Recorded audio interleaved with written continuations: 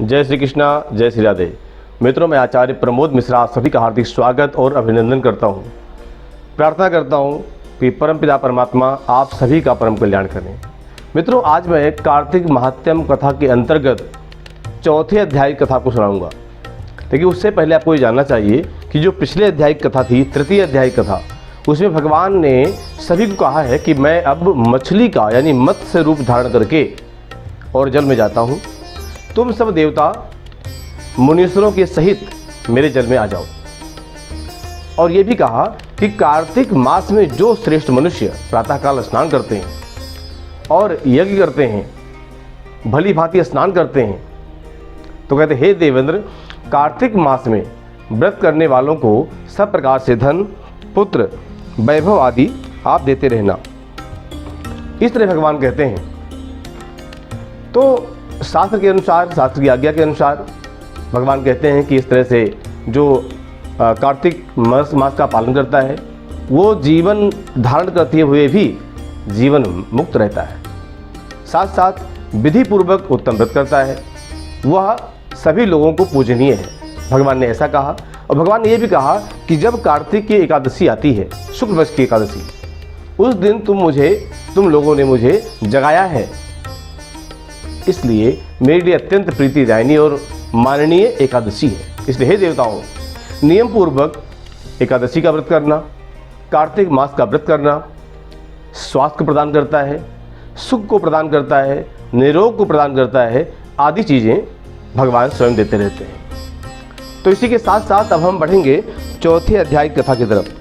तो चौथे अध्याय कथा में सबसे पहले हम संग ध्वनि करेंगे और संग ध्वनि के बाद भगवान की कथा प्रारंभ करेंगे।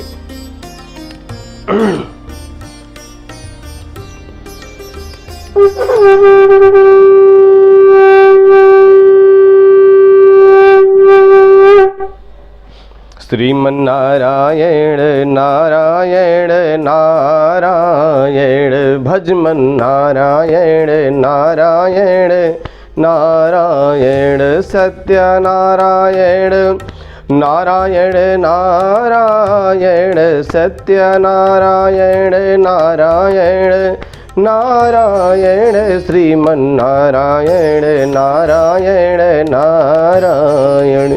और सत्यनारायण भगवान की जय, सद्गुरुदेव भगवान की जय। परमपिता परमात्मा का ध्यान करते हुए, नाम का गुणगान करते हुए अब चौथे अध्याय में कथा वहीं से प्रारंभ होती जहाँ पर तीसरा अध्याय समाप्त हुआ था।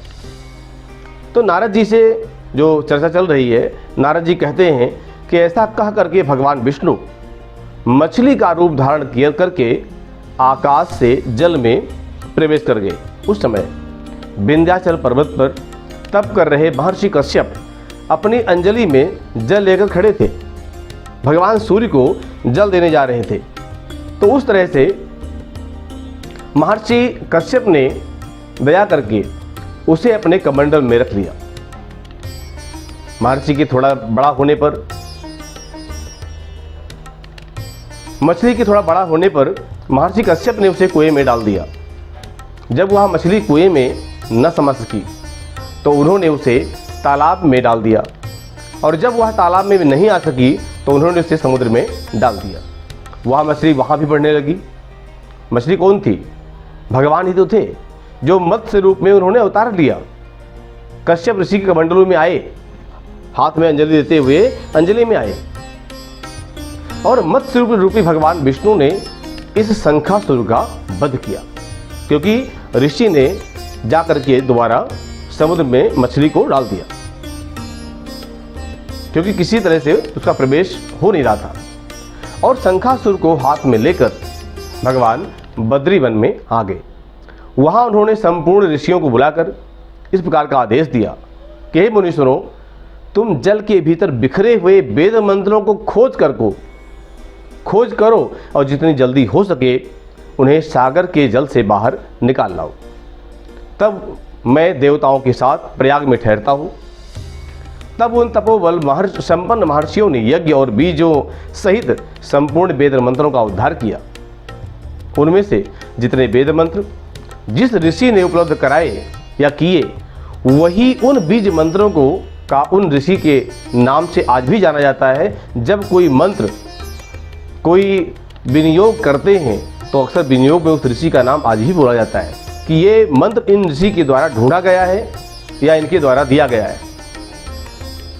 तो इस तरह से जब सब ऋषि एकत्र होकर के प्रयाग में गए, वहाँ उन्होंने ब्रह्मा जी सहित भगवान विष्णु को उपलब्ध हुए सभी वेद मंत्र समर्पित कर दिए, दे दिए, और सब वेदों को पाकर ब्रह्मा जी बहुत प्रसन्न हुए। उन्होंने देवताओं और ऋषियों के साथ प्रयाग में अश्वमेध यज्ञ किया। यज्ञ समाप्त होने पर सब देवताओं ने भगवान से निवेदन किया कि देवाधिदेव हे जगन्नाथ, इस स्थान पर ब्रह्मा जी ने खोए हुए वेदों को पुनः प्राप्त किया है और हमने भी यहाँ आपके प्रसाद से, आपके आशीर्वाद से यज्ञ भाग पाए हैं। अतः यह स्थान पृथ्वी पर सबसे श्रेष्ठ पुण्य की वृद्धि करने वाला तथा भोग तथा मोक्ष प्रदान करने वाला हो। साथ ही यह समय भी महापुण्यमय और ब्रह्मघाती आदि महापापियों को भी शुद्ध करने वाला हो तथा तय स्थान यहाँ दिए हुए दान को अक्षय बना देने वाला भी हो। यह वरदान आप दीजिए, ऐसी प्रार्थना की।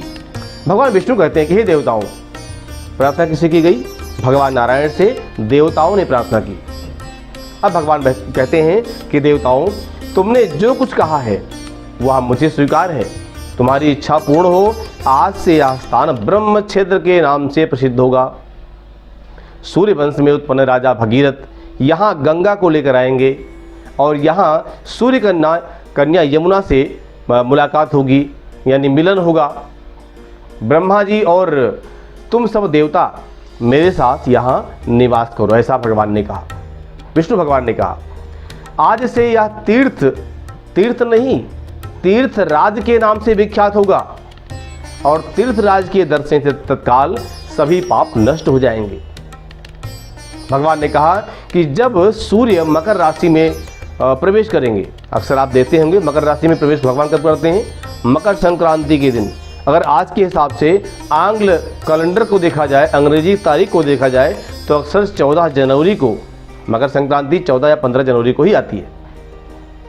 उसी दिन भगवान सूर्य मकर राशि में प्रवेश करते हैं। तो भगवान वही यहाँ कथा में कहते हैं कि जब सूर्य मकर राशि में स्थित होंगे, उस समय यहाँ स्नान करने वाले मनुष्य के सब पापों का यह तीर्थ नाश कर देगा।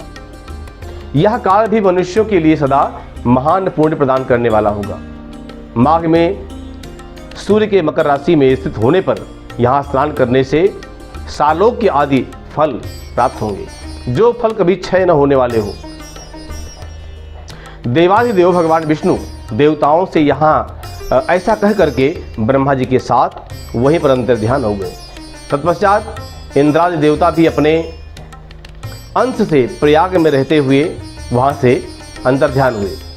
कहते हैं, भगवान कहते हैं, नारद जी महाराज भी कहते हैं कि जो मनुष्य कार्तिक में तुलसी जी की जड़ के समीप श्री हरि का पूजन करता है, हरि कौन? शालिग्राम रूप में नारायण भगवान ठाकुर जी, जो उनका पूजन करता है तुलसी माता के निकट, वह इस लोक में संपूर्ण भोगों का उपभोग तो करता ही है, साथ साथ जीवन समाप्त होने पर वैकुंठ लोक की प्राप्ति होती है। तो दर्शकों, इसी कथा के साथ मैं अपने वाणी को विराम देता हूं। लेकिन मैं निवेदन करता हूं कि आप हमारे चैनल को सब्सक्राइब जरूर करें, लाइक करें, शेयर करना बिल्कुल न भूलें।